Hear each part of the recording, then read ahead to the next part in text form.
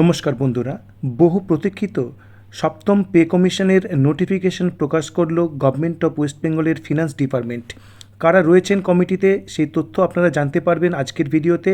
তার পাশাপাশি ডিএ বিষয়ে কি বলা হয়েছে এই পে কমিশনে তার উল্লেখ আপনাদের সঙ্গে শেয়ার করব।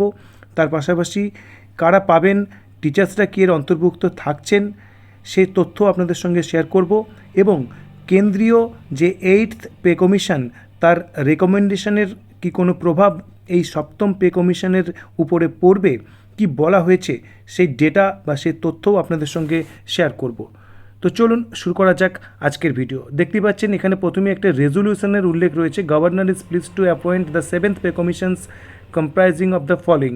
চেয়ারপারসনের নাম রয়েছে শ্রী অতনু চক্রবর্তী আইএএস। তার পাশাপাশি মেম্বার রয়েছেন ডক্টর পার্থ মুখোপাধ্যায়, মেম্বার রয়েছেন doctor Parthapratim Pal, member secretary রয়েছেন Shri Debi Prasad Karnam. To examine and recommend changes that are desirable and feasible in the emoluments including pay allowance and other benefits. অর্থাৎ পে স্ট্রাকচারের পাশাপাশি অ্যালাউয়েন্স ইত্যাদি সমস্ত বিষয় কিন্তু এখানে কনসিডার করা হবে এবং রেকমেন্ডেশন করা হবে যেটি ঠিক। এখানে দেখুন কারা পাবেন তার লিস্টের মধ্যে রয়েছে অ্যাজ পার অ্যানেক্সচার। যারা গভর্নমেন্ট এমপ্লয়ি তারা তো রয়েছেন, তার পাশাপাশি এই অ্যানেক্সচারে যাদের নাম থাকবে কিন্তু এর অন্তর্ভুক্ত থাকবেন। তার পাশে দেখুন এখানে ওয়ার্ক কালচারের বিষয়টিও কিন্তু উল্লেখ করা রয়েছে। এবার ডিএ বিষয়ে কী বলা হচ্ছে দেখুন, to review the dearness allowance and recommend and appropriate formulations for the proposed pay structure. অর্থাৎ ডিএর বিষয়ে কিন্তু এখানে একটা অ্যাপ্রোপ্রিয়েট ফর্মুলেশনের উল্লেখ রয়েছে। এখানে দেখুন also to review existing special allowance, তার কিন্তু রিভিউ হবে কী কী স্পেশাল অ্যালাউয়েন্স অনেকে পান সেই বিষয়ে। তার পাশাপাশি also to recommend that the mode of initial pay fixation কীভাবে হবে তার উল্লেখ থাকবে। To examine the existing promotion policy, এখানে দেখুন প্রমোশন পলিসিও কিন্তু এক্সামিন করা হবে এবং বোথ ফাংশনাল এবং নন ফাংশনাল ক্ষেত্রে তার যে রেকমেন্ডেশন সেটিও কিন্তু উল্লেখ থাকবে। তার পাশাপাশি to review the pension and DCRB benefit scheme, তারও উল্লেখ রয়েছে। অর্থাৎ যারা পেনশনার তারাও কিন্তু এর অন্তর্ভুক্ত হচ্ছেন। তার পাশে একটি পয়েন্ট দেখুন, the decision of the government of the India on the recommendations of the 8th central pay commissions may also be taken into considerations. অর্থাৎ সেন্ট্রাল গভর্নমেন্টের সঙ্গে একেবারে সরাসরি কিন্তু কানেক্টেড। দেখুন 8th যে পে কমিশন সেন্ট্রালে গঠন হয়েছে তার রেকমেন্ডেশনটা কিন্তু এখানে কনসিডার করা হবে। অর্থাৎ একটি সিমিলার কিন্তু আমরা এখানে একটা মাল্টিপ্লাইং ফ্যাক্টর কিন্তু পেতে পারি। তার পাশাপাশি দেখুন এখানে যে অফিস হবে কলকাতায়, কিন্তু অন্যান্য জায়গাতেও কিন্তু এর মিটিং হতে পারে।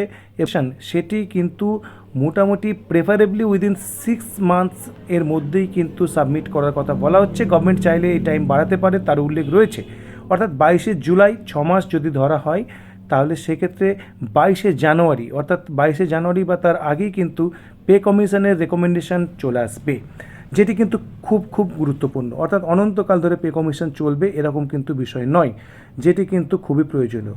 তা এই পে কমিশনের যে অন্তর্ভুক্তিকরণ কারা রয়েছে একবারে নিশ্চিন্ত হওয়ার জায়গা দেখুন। পার্টে government sponsored or aided educational institutions, অর্থাৎ সকল প্রাইমারি এবং হাই স্কুল এবং মাদ্রাসা যারা রয়েছেন যাদের বেতন সরকারির মাধ্যমে হয় তারা কিন্তু এর অন্তর্ভুক্ত হচ্ছেন।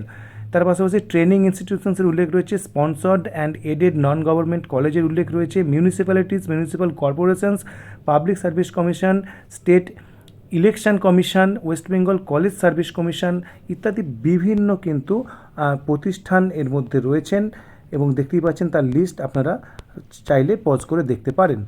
তো এই সমস্ত কিন্তু এর অন্তর্ভুক্ত হচ্ছেন এবং পার্ট বিতেও দেখতে পাচ্ছেন এবং এর বাইরেও কোনো বিষয় কিন্তু অন্তর্ভুক্ত হওয়ার একটা জায়গা কিন্তু রাখা হয়েছে, যেটি পরবর্তীকালে গভর্নমেন্ট মনে করলে ইনক্লুড করতে পারে কোনো নতুন কোনো প্রতিষ্ঠান বা নতুন কোনো বোর্ড বা স্ট্যাটুটরি বডি। এবং দেখুন এইভাবে কিন্তু এই রেকমেন্ডেশন বা এই নোটিফিকেশান কিন্তু শেষ হচ্ছে। অর্থাৎ নতুন দিক যেটি আমরা দেখতে পেলাম, 6 মাসের মধ্যে রেকমেন্ডেশন আসতে চলেছে, ডিএ বিষয়ে সুস্পষ্ট নির্দেশিকা থাকতে চলেছে এবং সকল টিচাররাও কিন্তু এর অন্তর্ভুক্ত হচ্ছেন, যেটি অবশ্যই একটি স্বস্তির খবর। তো এই বিষয়ে আপনাদের কি মতামত অবশ্যই কমেন্ট বক্সে প্লেস করুন এবং ভিডিওটি ইনফরমেটিভ মনে হলে শেয়ার করুন। ধন্যবাদ।